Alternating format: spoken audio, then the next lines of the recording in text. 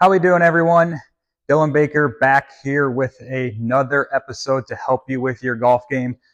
Today, I think is really going to be a big one for a lot of people. I see this a lot on the driving range and with a lot of my students, and it's a topic that I don't think it's talked about quite enough to where people really understand the big differences and try to feel the big differences between what we're going to work on. And that is if we separate the bag into two separate parts. So we have the driver and the irons. They are inherently different swings. The body does different moves. It's in different positions throughout the swing to try and hit the golf ball correctly. Now, we all should know that the irons, we want to have a descending angle of attack. We want that club working down into the golf ball. We want the low point to be out in front of the golf ball and then working up past impact. As opposed to the driver, we want that low point back behind the golf ball and the driver working up to be able to launch and hit that golf ball off the tee.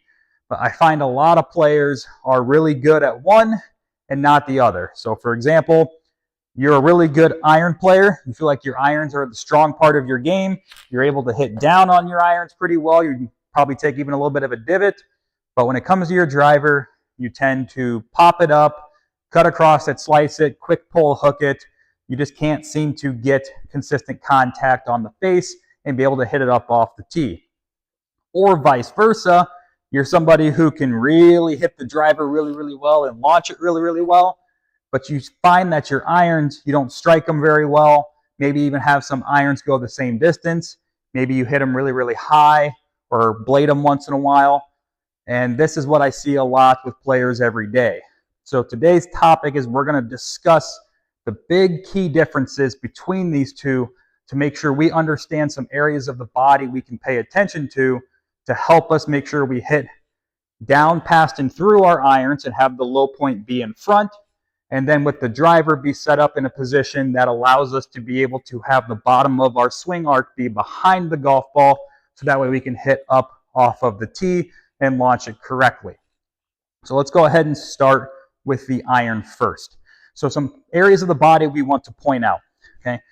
Usually the low point of the swing is going to be along the club line. So the club is moving up through my left arm, up towards my left armpit. So generally left armpit is a pretty good indicator of where that club is going to bottom out in terms of where this armpit is in relationship to the golf ball.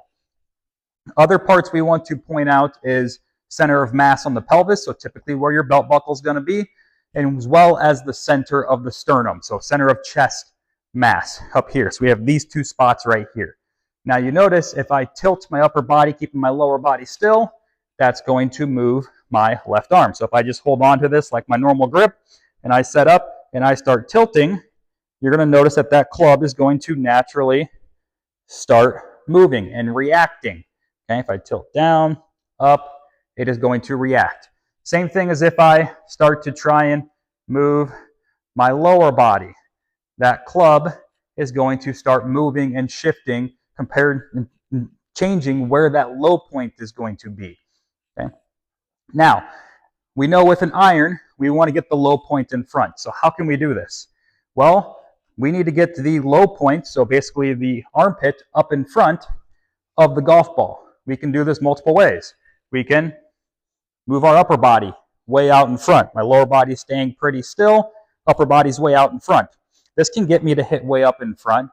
But as we all know and we've seen, this can definitely cause way over the top. This is what a lot of people do. And then you're completely going to miss the golf ball or cut way across it. Yes, that technically can get the low point way in front, but you're not going to control that golf ball at all. Another way is we could shift to the lower body way out in front. This can get the club to bottom out in front of the golf ball a little bit, but only if the upper body matches. For example, if my upper body stays way back here where my initial address position was, notice my lead armpit does not really move forward at all. My lower body has moved forward, my upper body has not. Okay, so this is not going to get it fully all the way up in front. It can help, but your upper body has to match your lower body. So if I set up and I have my center of mass pelvis, center of mass chest, in order to get proper low point control out in front with my irons and have a descending blow, I need both my upper and my lower centers of mass to be out in front of the golf ball when I strike the golf ball. Okay? So I need chest and pelvis to be in front. So you notice if I had a golf ball set up right here, right now when I set up, centers of mass are pretty much at the golf ball. But if I just stay here and I don't move, I can bottom out pretty consistently at that golf ball. But if I wanted to move where I'm striking the ground forward, I could shift everything forward. I could shift my pelvis and my upper body. Notice their relationship has stayed the same in terms of where they are in relationship to each other. And then now if I do this, you can see my low points are now up in front. So I have to get this center of masses out in front of the golf ball. Now I saw a really good analogy actually by a coach that I've worked with a few times over in Chicago by the name of Jake Thurm. And he had a really good analogy that I kind of liked about this in terms of something to think about, especially when it comes to ball striking with the irons. All right. Now we're going to pretend there's a door over on our left side, and there's a couple of ways we could open that door. Way one is we're going to take our backswing, and we're just going to bump the door open. Okay. Yes, that door will open, but that's not really what we want to do, especially with the irons.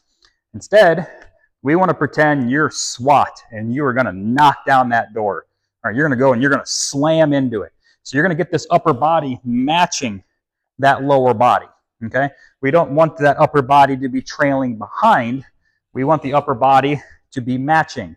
So these 2 points are going to be really close to each other. They may even be on top of each other for some people, but typically we will see a very small gap between them. Okay? Usually an inch or two. So we're going to set up, and as that club reaches halfway back, this is when I want you to knock that door open like SWAT. Club reaches halfway back, knock that door open like SWAT. So you're using your shoulder, using your lead hip, you're really knocking that door open. Knocking that door open. Just like that, okay? So set up, take our backswing, make sure these centers of mass have stayed relatively centered. They haven't shifted off the golf ball a whole lot. They've turned. As that club reaches halfway back, SWAT, knock the door open. All right? When we do that, you're going to notice now if here, I keep this center of mass on this left leg, and then now I just push up through this left leg and backwards, look where my lead arm is. Look where my lead elbow is. Not elbow, excuse me, armpit. Armpit is way up here in front of the golf ball. Okay? Pelvis, up in front. Chest, up in front. They are also open in relationship to my target a little bit. They are not closed. They are open, which is what we all hear about. We need to be open to stabilize that club face a little bit more. Okay, so let's repeat that one more time. Take it back. Feel like we're staying centered. Club reaches halfway back. We are really going to knock that door open. You're going to feel a lot of pressure on your lead side. And then as you swing down, notice how everything is out in front of the golf ball.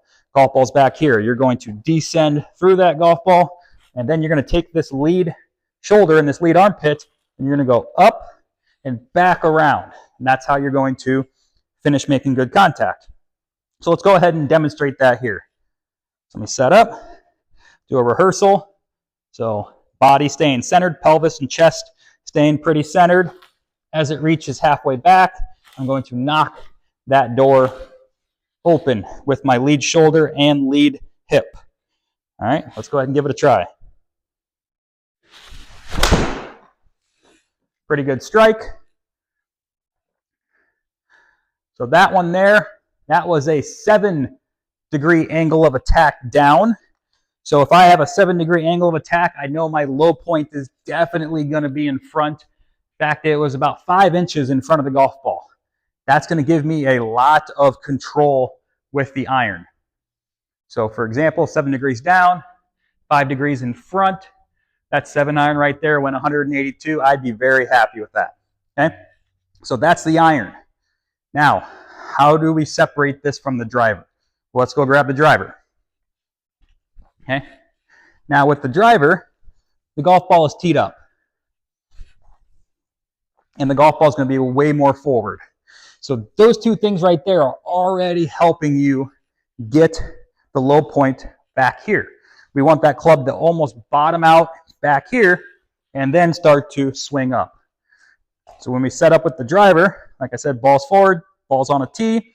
We really want to make sure this upper body has a little bit more tilt back behind the ball. So one of the things we can do to make sure we have that, because we do find a lot of people tend to face the golf ball way too much, is we need to get this upper body turned back behind.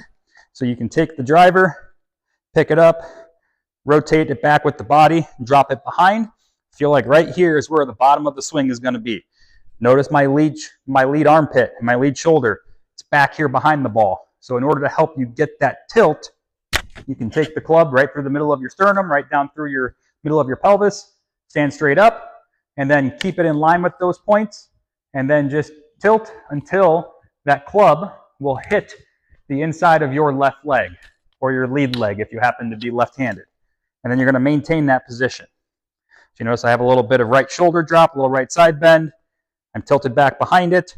Now, the big thing with driver here is when we rotate backwards, notice we have a little bit more separation between pelvis and chest.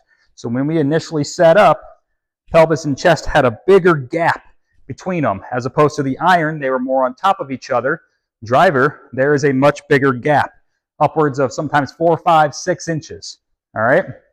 So we have a little bit of a gap there. And then when we rotate backwards, we want to feel like that gap maintains. So I take my backswing, I notice my pelvis here, my chest here. There is a gap there of probably about 4 or 5 inches. I want to maintain that gap. All right, I have that gap maintained. And then when I swing down, I want to actually feel like I increase that gap. All right, so there is a wall, and I want that wall to be off your left shoulder and your left part of your head, so your left ear. I don't want either of those to hit that wall. All right, so when we set up, there's a wall right here, there's a wall right here.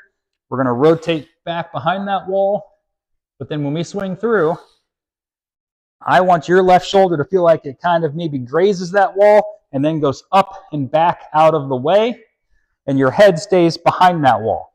But notice this pelvis right here and my chest here.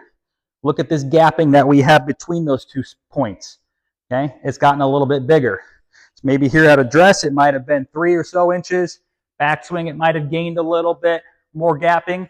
And then as I swung through, it gained even more gapping. So remember what I said earlier, the low point of the swing tends to be right off of the lead armpit. And if I stay behind it, and I feel like my head stays back and my lead armpit stays back and it goes up, it is going to stay back here behind the ball. Now, in terms of pressure, we do see the pressure tend to stay a little bit more back in the driver swing, but it doesn't stay fully back there.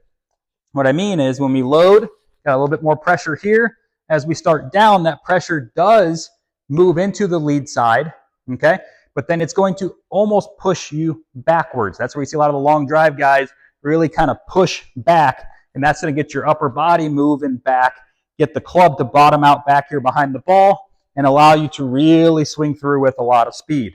So the keys are make sure your upper body stays behind the ball, your left ear stays behind the ball, and then your lower body is going to move out in front a little bit and then push backwards to create this bigger gap to allow that club to bottom out behind and then swing up through.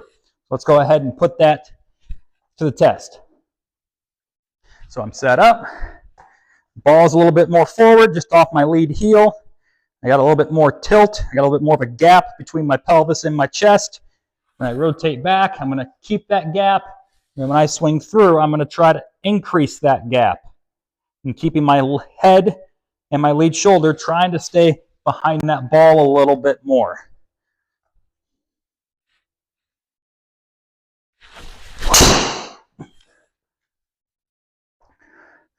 A little pulley, but got away with it. So that one there, angle of attack was 5 on that one right there. And we'll see here in a second what my low point was. But I'm pretty sure it's going to be behind the golf ball. Yep, 7 inches behind the ball. All right. So that one there probably is a little bit too much behind the ball, but you get the idea, especially if you're someone who really gets aggressive with the upper body moving forward, really focusing on that lead ear and your sternum, staying back behind the golf ball, staying tilted back away from the target throughout the entire driver swing will really help with that. Let's try that one more time. I didn't really love that drive.